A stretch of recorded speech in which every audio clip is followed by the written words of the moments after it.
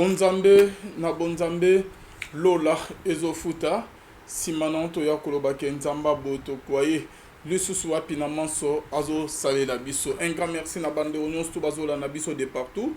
Ba o babenga biso basutena musalo yo. Là je vois notre papa, le pasteur Fezamisi à la bouche autorisé de l'éternel depuis Zurich na filo muko ya motema ya bivens de homo depuis Londres pe na mama Gisèle Luke le motema papa Emmanuel na Boston. Bonzambe na bonzambe lola ezofuta simana to ya kolobake nzamba boto kwaye lisusu wapi na manso azo saela biso. Un grand merci na ba onions to baza connecté ba pesa biso confiance nzamba lola amona bino bisika bozo landa biso. Merci. Toujours na cadre ya ko informer bino tozu ba appel ba message ya moi mingi bien aimé ya onde tozongi sur liboso caméra pour na to meke mpe ko solo la nga na bino e kozala bien makasi. Bien sûr que frère Mike Kalambai, le pasteur Mike Kalambai aza déjà na kin azongi aza bonne santé bien aimé bon mona ki na église bande ko balobo Mike Kalambai bona boye ho alobaki ka se retirer na activité bona bo ko vanda ti wapi soki wapi na yebite bien aimé. Bien sûr que Mike Kalambai azwaki décision wana ya ko se retirer ya na ba activité nyonso na église na ye pe na musique ya kolukelo ya nzambe bien aimé dans le Seigneur. C'est là qui c'était que Mike Kalambai ko église ta ko prier ta ko luka nzambe te. Non, eza bongo te bien aimé. Bon mona ki écoute na kata église na ye avani na ba ranger ndenge mo na bandimi ba fidèle normal adabi boso cherté avani na bandimi normal accompagné de ses parents. Donc bon mona ki est très bien aimé na ba o bazoloba bazo critiquer bazoloba en tout cas tali carabino ndeko na biso bien sûr que naba o bakomela kinga o yozo encourager Mike Kalambai na mabe bozo encourager masumu bona boye nzamba frappé bien non natika ko sala émission mote ko encourager Mike Kalambai na masumu natika ko sala émission mon côté kolobake o makamto yoki sur Mike Kalambai que to CP na yango non bien aimé dans le Seigneur so bola ba émission nga très bien na sala ba émission kolobake moi sur comment il s'appelle encore Zawad aleki na télévision aleki na ba émission kolobake Mike Kalambai abimina ye Mike Kalambai abimina plus de 3 fois 4 fois 5 fois tine que Mike Kalambai ko senga ke abimina na car abimina ye na ndako abimina na ndenga sima ba achaki ba vazeli makamnyon se belé alobi wana bien aimé. On a bientôt un peu ba réaliste bien aimé total là ba makamsut en face quoi. La fille Zawadi bien aimé ba makamnyon tout alobi wana lukuta pe eza mingi makasi na ba makam Zawadi alobi. Zawadi tine ka sali ba vidéo na alobi oke mokini mu bande ko musu bandimiye. Mais eza na ba preuve mo tangible te ezo la kisake makambu Zawadi alobi eza ya solo ke Mike Kalambai ya salengo. Zawadi tomoni ye na kata chambre ya Mike Kalambai zo filmer ba photo Mike ndenga ladi. Et pourquoi pas que Zawadi tine abanko luka preuve. Tine ke bazo sala bolingo ndenga zolo ba wana bazo sala rapport. Pourquoi pas que filmer ki atake Mike na kilote na ndenge ki aza nu soit azo se déshabiller. Pourquoi pas que Zawadi a filmé qui m'a Kalambai ndenga zo cha vaseline ndenge bozolo ba wana ne Zawadi azolo ba to Monique bon na ebité so ke za ki motema kama be ou comment ba o ba ko biso nyo tout ko na sentiment te que toni bon non ba makambo ebele la sœur Zawadi alobi ba preuve tangible ezate ozo la que makamnyon tout alobi que Mike Kalambai ya sali yango. Tozongi lisolo ya Bible bien aimé dans le Seigneur lisolo ya moi c'est Potiphar. Moi c'est Potiphar azo senga Joseph gabimana Joseph aboyi akati bilama ke ofuna Joseph ki abimina Potiphar andimi akoti Joseph na prison. Eza nemo après nemo na lisolo ya Zawadi. Et pourquoi tu peux bien habilité pour raisonner que tellement que Zawadi a comme il proche à Mike Kalambai à côté de la chambre bon peut-être abandonner que kunde ko senga na Mike Kalambai ba bimanaye mais Mike alingi na été aboyi na ke ba bimana ba coucher na ye pas du tout ko réfléchir bongo te total makambo na deux angles bon alobi bo peut-être que apandaki koluka Mike Kalama ba bima Mike Kalama aboyi ke ba bimana ou comment ce qui réellement que makambo se Zawadi alobi sur Mike Kalama ki achela ki ba vaseline bona bo ba bimina na ndenga sima Zawadi yo dans une petite vidéo te preuve te photo morote yo kangaki Mike Kalama azocha vaseline pona bimana na ndenga bima na ndenga sima donc exacté yo preuve yo kotalisa mokika ke okota na chambre ya Mike Kalama yo filmer bona boy na bande ko bazolanda biso to basana nzambe to ba payen o ke bazolanda biso na netika ko yela binote ke film ozo tanso ke bokoti na film o na chambre po o salir lo to bimi okay esprit no esimbate esimbite oboko sala na o elo wana obimi po okay parce que ba magamusu Zawadi alobi ba vaseline o abina nanga na ndenga sima bona bo ba preuve tangible ezate o esengete non to ni makema Kalama salion silence ya Mike Kalama la kiste ke ba magamunyos tout Zawadi alobi sur yeza ya solo ki andimi peut reconnaître non Mike Kalama a voulu se retirer dans ba activité na kata église na makaba ki bonzame na musique parce que son nom a été cité dans ba histoire morale ne a se retirer que alukelo yanda nzamba yo kele mawa mais elle a quitté que net Mike Kalama a se retirer alukelo yanda ma garder silence na et que makamyo tout Zawadi alobi sur yeza ya solo non ba makamyo ebele mona moso Zawadi alobi lukuta mensonge ezali sur 100% 80% ya mensonge eza makasi aba kisipona ka aboba ako esa Mike Kalama c'est comme si qu'il y avait déjà un plan donc oh que ça bien préparé bon quand émission date à l'élo Zawadi a été envoyé par une personne qui connaît Mike Kalama par une personne qui était proche de Mike Kalama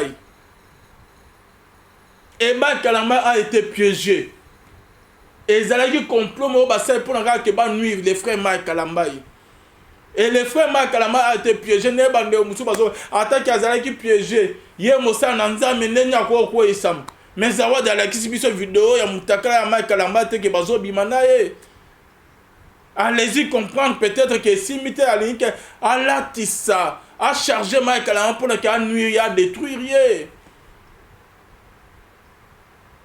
pasteur oyazo le oya comme que les prophètes les plus suivis à internet oyazo critiquer Mike Kalama oh ce qui peut que pasteur monsieur appelle moi ya refinga Mike Kalama kolobela mabe Mike Kalama pasteur mo humoriste yo tiki no église o tiki no roté ya lobanzam o komi wa ko sekisa ko sala ba émission mo mokiba mono ke oza bien ba betelo ma bo ce qui pe nan ce qui pe pétage et ça passe mingi est-ce que oh yo zo sala pasteur et ça volonté en un prophète eza volonté nzambe to eza volonté nzambe to oza sûr que ba makambo ozo sala ba émission ozo sala nzamba lola zo sepena yango eza vraiment mission nzamba bengela yo eza vraiment mission nzamba tindolo na mokili ko osala cher prophète ba émission ozo sala wana lolo mokili bazo betelo maboko mais un jour oko rendre compte liboso ya miso nzambe Paul dans la Bible a dit que si je plaisais aux hommes, je ne serai pas un serviteur de Dieu.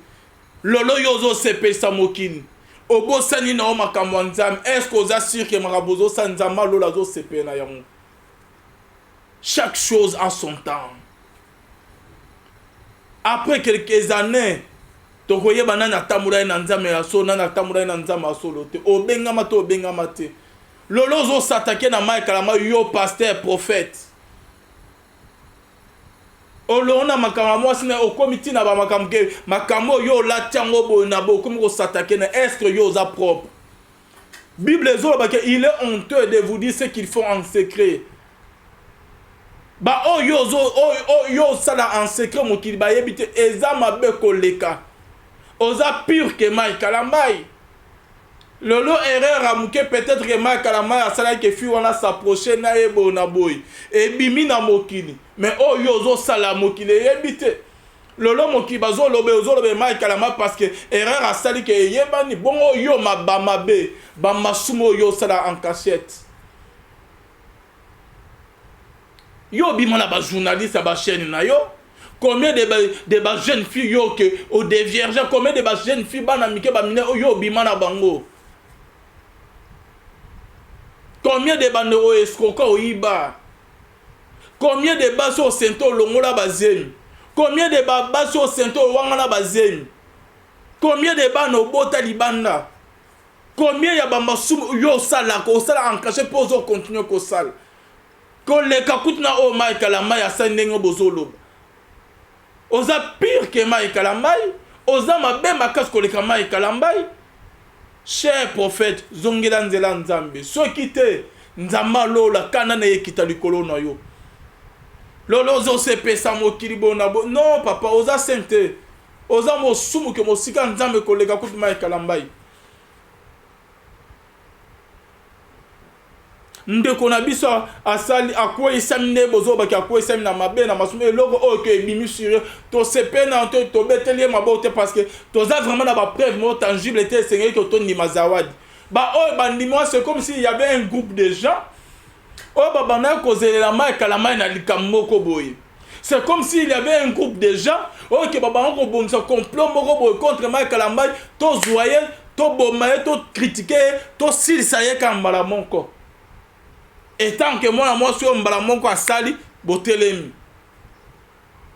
Est-ce que toko prier l'ende qu'on a attaque à sala qui m'a attaque à sala qui m'a soum attaque à sali o que bozolo bawana. C'est comme ça que le Seigneur tout s'est comporté. Toza église corps du Christ. Et Seigneur au contraire tout est ma prière. Tout est ma que tout édifiant de on habite tout est mise tout senga mawayanda me likolo na e. Exacte que biloko bozo salawana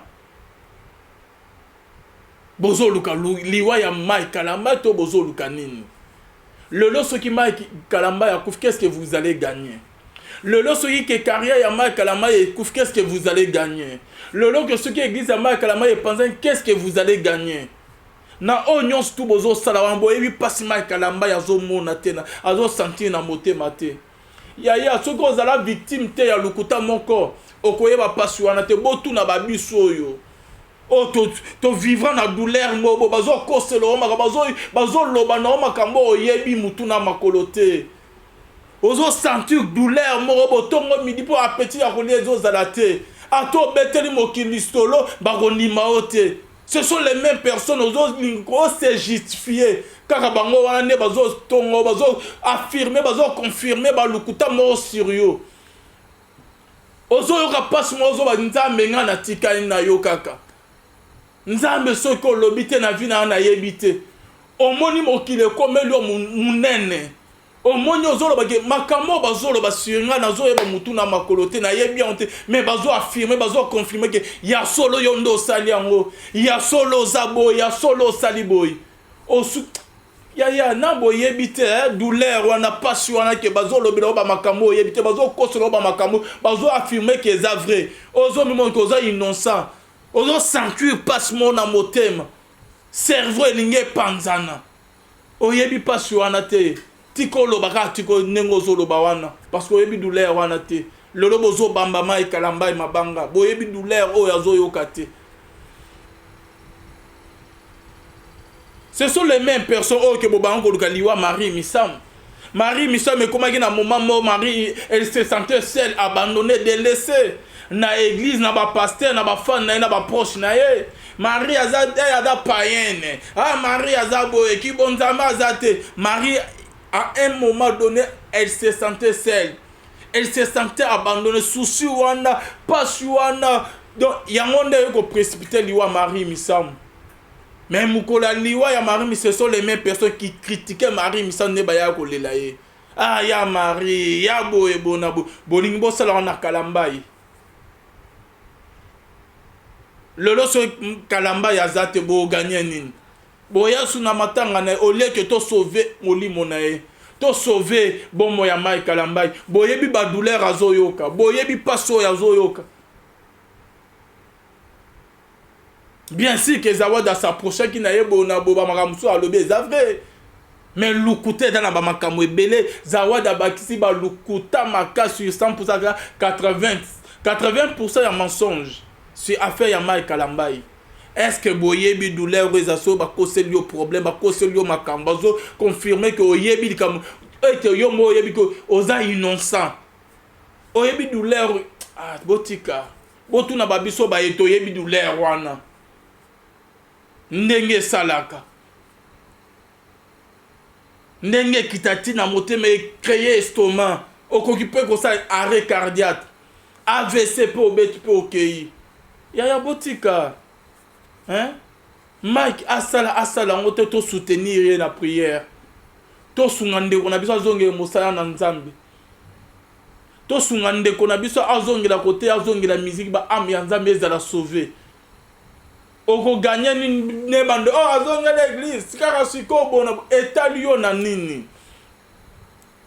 Bible ezoloba na biso que David après avoir koboma soldat na kobima na mwasi ya soldat na abomi kut na koboma David azoke no la prière na psaume azoba que contre toi c'est l'Éternel que j'ai péché. David a l'obité qui a péché qui na famille à ba mobile nenga famille à ba sodo a bo misa qui na bitumba. David a l'obité qui a sali mabe contre mobile ya mwasi wana. Mais David a l'obité contre toi c'est l'Éternel que j'ai péché. David a yoko senga mokili pardon a yoko senga nzambe pardon. Makalamba il a péché contre l'Éternel seul Okatina Okakeda Makalamba. Et Makalamba a zoni ko senga bolimi peut prier ngolo nzambe za la likolo na e. Pendant que yo ozo finga Mike, ozo critiquer Mike, nzambe peut-être à ça limisi Mike depuis kala. Ozo lexana otapamba. Makalamba a rendre compte pas binote pas mokilité mais a rendre compte pas nzambe ya lola. Oh, c'est contre l'Éternel que Makalamba a péché. Et la Bible nous dit que ceux qui ont reconnaître ma bonne assimiler pour Seigneur pardon, tu es pardonné. Maka continue à prier à reconnaître ma bonne ezala ya so ezala ya lukuta tellement que son nom a été cité. Na makamoro ya salité à l'obina lukelo nyanzambi. Mais yo zo critiquer Mike nzamba salimisi Makalamba. Ozo finga nzamba sali ozo lexena autant pas ma bien aimé ko finga na biloba na bilobela na yo sot ba propos no yango la kiste ke longoli ngolu grâce ya nzambe eza likola Makalamba ko bosa na ngote ya critique na ko finga na sot ke bilobela na bino sot ke ba complot na bino contre Makalamba. C'est là la kiste que elongoli ngolu o ke nzamba ya lola chalikolo Makalamba ki alongoli ngo non ngolu ya nzambe soki ke Makalamba benga mana nzambe ngolu ya nzambe za toujours likolo na e nzamba ko benga Kalamba mon serviteur bolinga te Makalamba akozongela à côté un jour bolinga te Makalamba akozongela akoyema un jour pe abimisa ba album. Ceux qui vraiment qui a bengama et pas dans un album na pour ça la paix succès. Penzama comme même na ba dimension mususu. C'est pas contre vous que Makalamba a péché ceux qui a quoi il s'est na moi suana. Mais il a péché contre l'Éternel son Dieu. Ndenge David a prié à Kena ko ça prière na psaume. Contre toi c'est l'Éternel que j'ai péché. Penzamba limisa David a béni l'homme selon mon cœur. Yo yebi que pendant que David après avoir couché na moi sa soldat na ye après avoir bomisa soldat na ye bien aimé o yebi que soki mokili babana ko loba pour David ni ba critiquer ba fingaki mais pendant que mokili bazoloba David akei abongisi na nzambe nzamba limisi David pe abengi David l'homme selon mon cœur. To lobite que na histoire ya David ya Makalamba que makamzawa da lobi pona yeza ya solo non. To peska exemple na bandeko baninga ke o critiquer so moni ndeko na o frère na kwa isa masali mabe bozali binonde ba juge ya mokibo comme ko juger ye ko bwa kele mabanga bozolinga liwa na ye non. Bible zoba que vos pensées ne sont pas les pensées de l'Éternel et vos voix ne sont pas les voix de l'Éternel.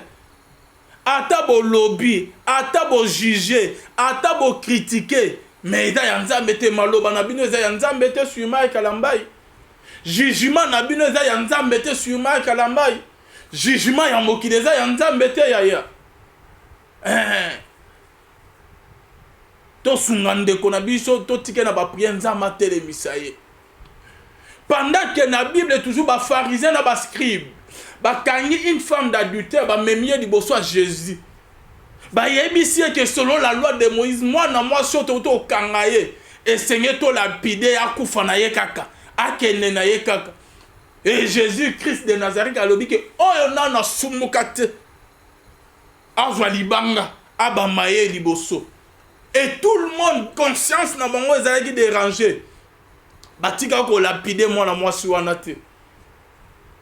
Parce que bango moko ba yebi ba se reprocher tine Jésus lobi que on na sumukate azwa libanga ba moi na moi soyo liboso. Jésus a yebaki pourquoi que aloba bonga yebisa bango bon parce que bango moko ba salaka ba mabe ba masum oke moki ba yeba te ba salaka en cachette. Mais il y a moi na moi so tellement ba kangi bimi na polele bimi na mokili. Ce sont les mêmes pécheurs. Ok, ba sala kutu ba masum ko leka moi na moi soyo. Ba bimi bango ba to liboso ke ba ya ko lapide moi na moi so akufa. Ba ya ko lapide moi na moi so vi na yesila. Ba bimi bango ba juge bango ba santu. Ba bimi ke bango ba da ba homme irréprochable ba saint. Ndenge bozo sala na Mike Kalambai. Les pasteurs pharisiens, les prophètes pharisiens scribes qui connaissent très bien la parole de Dieu, mais bazo tchang en pratique, les tomos blanchis, prophète que tu es, prophète que vous êtes. Oh, bobimi wa mpona ke oh ya koluka kimia na kata église. Oh ya koluka mpona ke oh ya ko tcha kimia que oh sauver a molimo ya mwana no Mike Kalambai. Yo moko le prophète, l'homme de pétage, yo ne oye le premier. La première personne qui a critiqué le Tomo blanchi que vous êtes, pharisiens scribes, oh Jésus-Christ, ces peuples m'honorent de leur bouche, mais leur cœur est éloigné de moi. Ils connaissent très bien la parole, mais en pratique, faites ce qu'ils vous disent, mais ne faites pas ce qu'ils font. Ba pasteur rebelle, bazo critiquer Mike Kalambai, ba Bible bonaboy. Ba yebi lo ba nzambe batayaka mais na mabe ba sala mabe koleka nan kuku.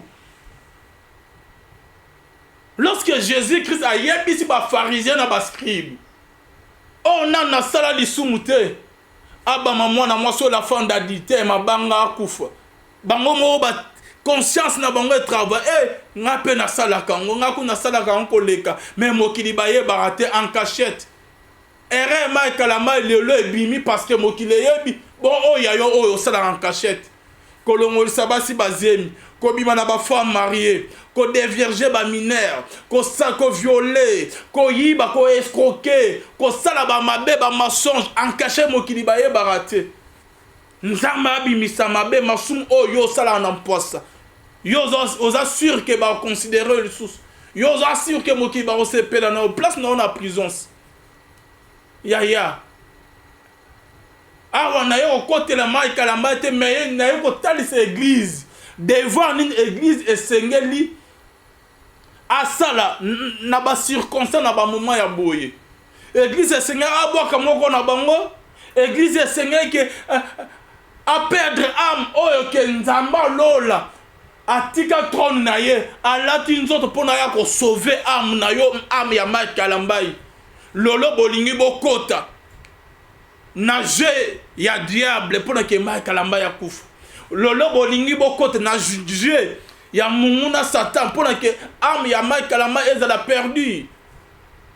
Bible nini botangaka aza moko na biso ezala asali mabe o balobeli wana ezala asali yango te devant na biso Seigneur que soutenir notre frère moko na biso ko soutenir ko telle mission ko prier pour que azonga ko sala la nzambe pe carrière na continuer à ça la volonté ya nzambe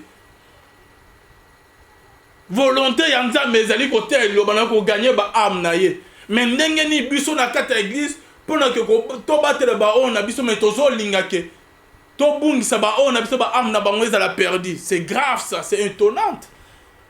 Hein? Apôtre Paul azolo bana Timothée mon fils à toutes les occasions favorables ou non, presse la parole de Dieu.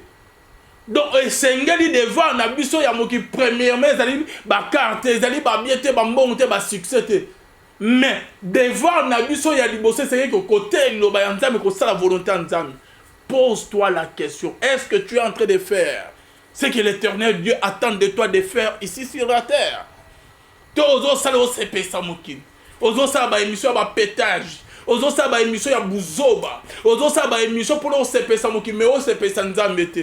Tout est vanité des vanités, bien-aimés. Le péché ne restera pas impuni. Ce que ozo ngakakake, ozo reconnaître ma benne, ozo ngela nzambe, ozo tikaka na distraction, nzambe lola ou frapper yo. Ma kalama tellement que ba preuve tangible les attaques, mais comme on est tangami na ma benne, mais alors dit non. Nazonga na sama kona lukelo nyanzambe nzambe na belela mawana ye. Mais yo pasteur peut-être, est-ce que ko lukelo nyanzambe te? Oko raisonner musika nzambe azwa yo te. À cause ya ba bien ba succès ya mokilo buzo ba mokilo lingo bungisa amna yo. Ce qui liwe et la karaté. Mita la vie na yo yaya. Luka kuto sa net mai kalama te na kote pe na buzo ba to tika na zonga si na zongela nzambe na lukelo nyanzambe. Tu n'as pas ce temps là quand ya ba émission ya ba buzo ba. Ko critiquer ba ninga nzamba o fa pesa musala nzamba pesa ote. Bande ko bozola na biso de partout esengeli to prier mai kalama azongela musala na ye enoki azala non boninga ta azongela musique azongela ko yemba azongela ko teya yango nde ezali musala pa o kenzama benga ye pona nga ba suspension wana bien si eza na bien bon mais pona nga papa Mike zongela na ko teya zongela na ko yembela nzambe jugement ya mokileza ya nzambe te Tu sais quoi? Face à une situation où seul Dieu est témoin de votre innocence, garde silence. Neymar Kalama a gardé. Ne cherchez pas à te justifier, mais toi, cherche plutôt la justice de l'Éternel. Penzambe, alors qui est le juste du juge? Le magistrat suprême va te justifier. Hein? Papa biso toyebi ba paso ke bazo koselo ba problème ba makambo oyebi mutu na makolote o bozo critiquer Mike bozo finga Mike ce qui peut que ba makambo ke fio zawada lobeli eza ya lukuta boyebi douleur akoyoka boyebi pasa koyoko na estomac boyebi ndenge serveur ko sala ye boyebi ndenge moteme ko sala ye ya critiquer na yo finga no parce que nan ozala victime te nan ba koselo makamute botu na babiso ba victime oyebi ni makolo ni mutu na makambo bazolo bana mo bazo affirmer bazo confirmer ngo okomo omona ondire kokomi pemenya liwa okomo omona ke lisumu ni na sa nzambe zwaka bomo ina ngai ozo mitu na ba question tongo midi pourquoi ozo raisonner tout moment ba serveur comme kosolo ba mutu ezo beta yo motema passe estomac passe ba vertige botu na babiso nettoyer douleur. Ok, ceux qui ke mokili bazolo ba makampo na bazo koso bazo affirmer ndenge ça la rapace. Mais on veut que balo ba makampo sous survie na oyebi ke osali yango ça passe. Ok oyebi te osali yango te ok mokili mobima ba tourner ba misu na bango vers yo bazolo bela asali bo azaboy. Maman et ça la rapace moko. Oyebite ko mema mutu na AVC et ko c'est arrêt cardiaque et même pe mutu na liwa to yebi ba paswa ndenge zalara omoni ke mokili nyonso famille babaluse liyo donc babaluke liyo otalika bo hotel nzambe na mosusu te nzambe nazakaka na yo nzambe yo justifie ngai nzambe na yebi kaka yo nzambe na yebi oloko mosusu te kaka yo Yesu yo lobelaka ngai. Parce que pendant que ba misusu ba lali na butu ponye katani ba 01 désert ozolo ba na sala nini maya miso ya moteme tangisaka moteme zo lelezo tangisa mokili ba yebi ngote passe oyo ke soki ba koseli o makambo zo yeba te passe rwandesa eda passe moko ko mema ona liwa face à une situation où seul Dieu, l'éternel Dieu, est témoin de votre innocence, garde silence. Ne cherchez pas à te justifier. Toi, garde silence. Ne cherchez pas la justice des gens. Garde silence. Et l'éternel Dieu, oh, Kayebi motema na yo, oh, Kayebi yo très bien, il va te justifier. Yangonde nazo ba pena bande ko musu bazo landa biso. Ba ko selo ba problème.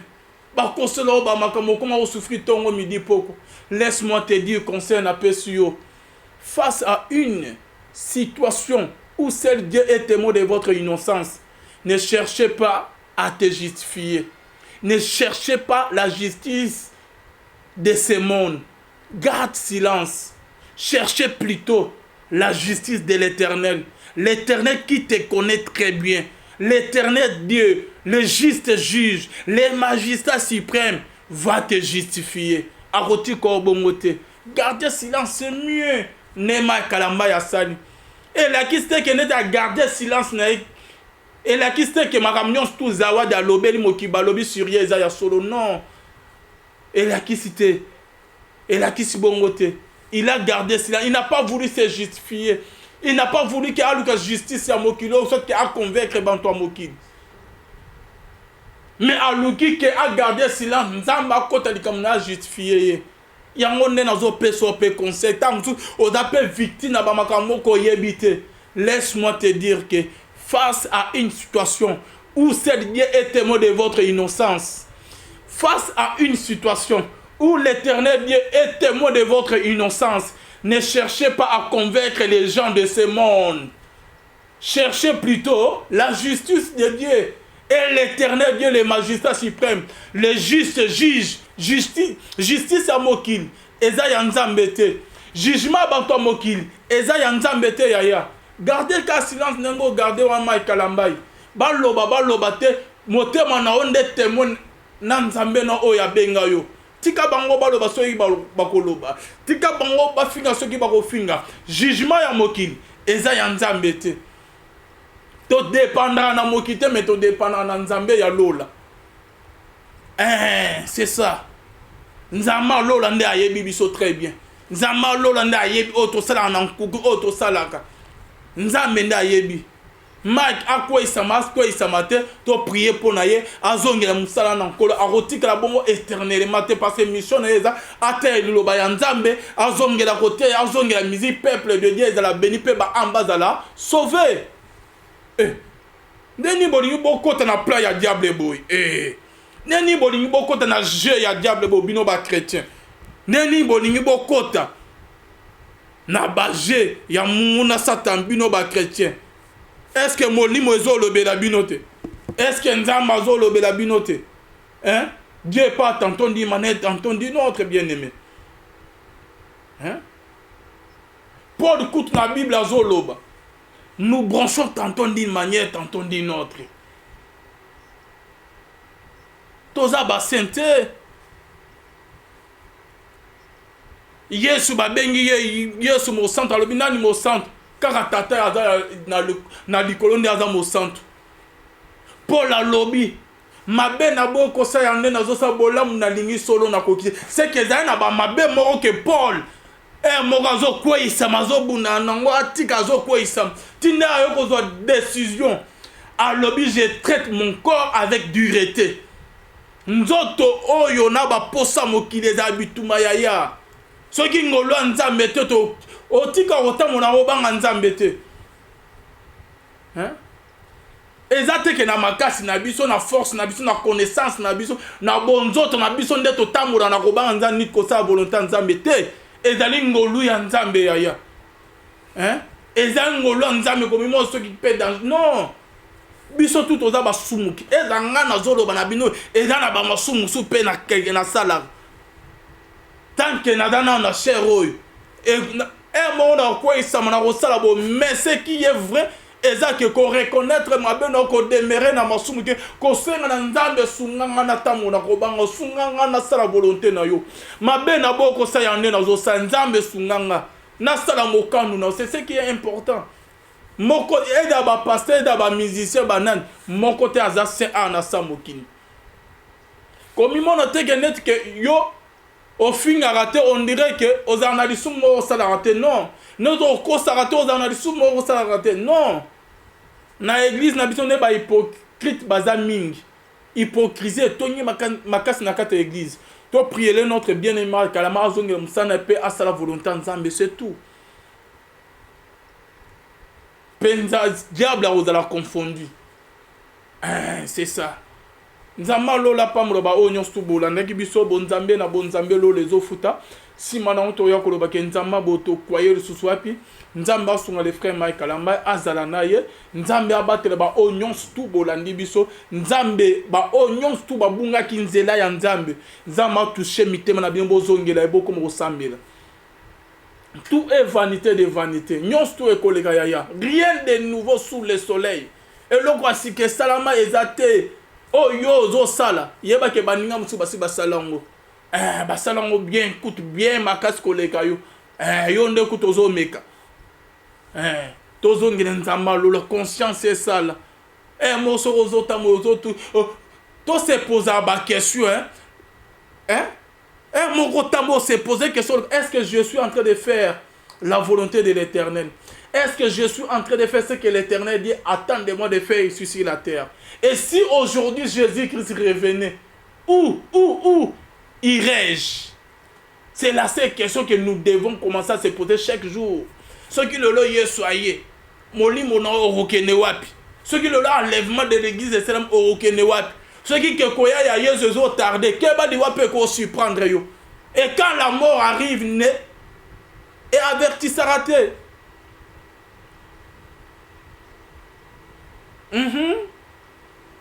Ozolandanga. Au montant liweya. Et ya et peut avertissement te. Et ya ko la kate que non nazo ya jour tel heure tel non. Moi je connais des personnes au solo na ebo 1 heure 2 heures après, oyoki sans que ba tout ya kufi. Accueilli. Je connais des personnes qui ont un projet bien net maman nanga. Lobby flato qui ne fait à kena matin na 5h ba yoro bengo bo solo na 23h30. Na 5h ba yoro beto le porte qui a appliqué crise à Koufi. La vie ne nous appartient pas.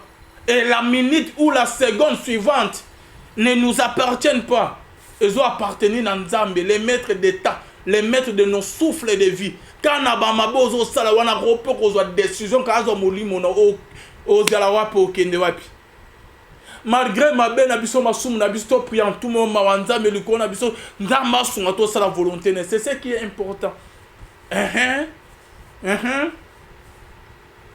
Et dans mongo na ote, beauté na ote ki danger na ote, ne rememo na lola. Est-ce que tu connais combien de personnes à minute qui sont peut-être terrassées par la maladie? Ba o bazo kotisa ba on a ba mort na minute oyo. Ba o ba wuti okunda bango lelo. Ba o ba okunda bango lobi malgré ba mbongo na ba million na ba richesse na ba ki danger ba beauté na ba bilama na ba bien na ba nyonso tout ba batika on a mokini. Laisse-moi te dire que ce ne sont pas de un, c'est pas ta beauté, ba richesse na yo, ba bien on est, mais on a l'eau là, rien, yangote. C'est Jésus-Christ de Nazareth qui est la voiture qui nous conduira au paradis. Et Jésus-Christ, on a pourquoi le lot bien-aimé dans le Seigneur. Et Jésus-Christ veut te sauver, mais cela dépend de toi. Il suffit qu'on dit, mais na yebi ba projet aux anangote. Na yebi ba makambo lingo salate. Ozo lingo bungisa bomo ino a cause ya kobiona o marié wana. Ozo lingo bungisa bomo na a cause ya $100 $200 tonton wana pesa rayo. Ozo lingo bungisa bomo na bien aimé dans a cause ya vie ya salité ya masum ozo mene. A cause ya ba bien ya mokilo. Yeba ke mukola liwana yo otika nyonso okende maboko pa ma bien aimé. Nanyangwa kenana ba million na tombeau. Nanyangwa mema ba véhicule ba voiture na ba bien na ba bilama na ba beauté na tout est vanité de vanité. Ta beauté que tu as c'est éphémère. Yeba ke basa kitoko bazala netuyo basala ba complot netuyo basala pe ba mabe pona e bele koleka yo mais lelo na sama bede. mokolo liwa na biso dans trois biloko elandaka biso soko ozali na babie bamituka na bani bake otika na cimetière bafamille na baami connaissance na baacte na yo oyo osala na sa mokili na misato wana mibale ezonga bafamille bazongi baabandone yo mwasi na yo batiki yo babie na yo bamituka na yo ezongi otikali kaka na baacte oyo ke osala na se ya mokili bien aimé dans les saints nde ekeno kotémoigner au liboso ya Nzambe. Voici les moments, voici les temps et Jésus-Christ veut te sauver, mais cela dépend de toi. Vanité de vanité, que tu sois sorcier, que tu sois magicien, que tu sois prostitué, que tu sois voleur, bandit, tu dois le savoir que Nzama Lola Lingio. Tu dois le savoir, tu dois le savoir que tu as une partie de Jésus-Christ, de Dieu qui est en toi. Et les jours où l'Éternel Dieu se décidera de récupérer ce qu'il a mis en toi, c'est le jour-là que tu seras appelé cadavre, un homme sans vie. Tu sais quoi? Le souffle de vie. Et Bible Zolobana et Bandé dans Genèse, après avoir créé là, l'homme bien-aimé, l'homme était immobile, l'homme ne bougeait pas. Mais dans Bonzambe, la Bible dit que dans Bonzambe, la Bible nous dit que Dieu soufflant dans les narines de l'homme. Dieu soufflant dans les narines de l'homme. Nzamba juste souffle na esprit na a soufflant na narine na zolo ya mutu bien-aimé. Et la Bible nous dit l'homme devient une âme vivante. Ba mouvement bana ko salate akomi ko sa à partir ya ni ya souffle ya Nzambe. Ba ko tambola zo tambola nyonso zo sala mabo zo sala bo busoto nyonso masumo zo sala kinduma escroquerie. Masumu nyonso to zo sala bien-aimé dans les parce que ozali na souffle ya Nzambe kati na yo. Que tu sois païen magicien ou occultiste ton âne, tu dois le savoir que Nzamba lingi yo preuve ezali que azotika na souffle na ye kati na yo. Et Moukolaro décidé, c'est le jour-là que tu seras appelé cadavre. C'est pour cela la Bible nous dit qu'en réalité à l'homme, c'est l'esprit. En réalité à l'homme, ce n'est pas la beauté, ce ne sont pas les habits, ce ne sont pas les richesses, l'argent, la voiture. Non, en réalité à l'homme, c'est l'esprit. Que Dieu vous bénisse. Nzamba lola amona ndeko moko ala nibiso na pokwa lelo. Soki ko bunga kinzela nzambe zongela nzamba lingiyo. Soki ke koya Yesu ezo umbe liwa pe ko si prendre na balolenge bele. E koya kana maladi te ko ozo atan obele ko mo senga pardon non. Et quand il y a un accident, et quand il y a un AVC, et quand il y a une crise cardiaque, au piqué crise bopo ok. Et comme il y a trop tard. Nzama lola na beleli mawana yo likolo ya mon bien-aimé ma sœur azola nanga mon frère enseignette moment nzambe yo kela ye mawa mawana yo likolo na limisa masumu na nyonso papa sala ye pe grâce asala mokano asala volonté no atambola na kobanga yo sauver vie na ye mawana yo likolo na biso parce que toza basumu ke sunga biso total mokano to sala volonté to tambola na kobanga yo bonzambe na bonzambe lola ezofuta Simana to ya koloba ke nzamba boto kwaye wapi. Merci na bino nyonso to bola na biso nzamba lola mona bino. Bonzambe na bonzambe Yesu nde mosukisi. On se retrouve à la prochaine bye.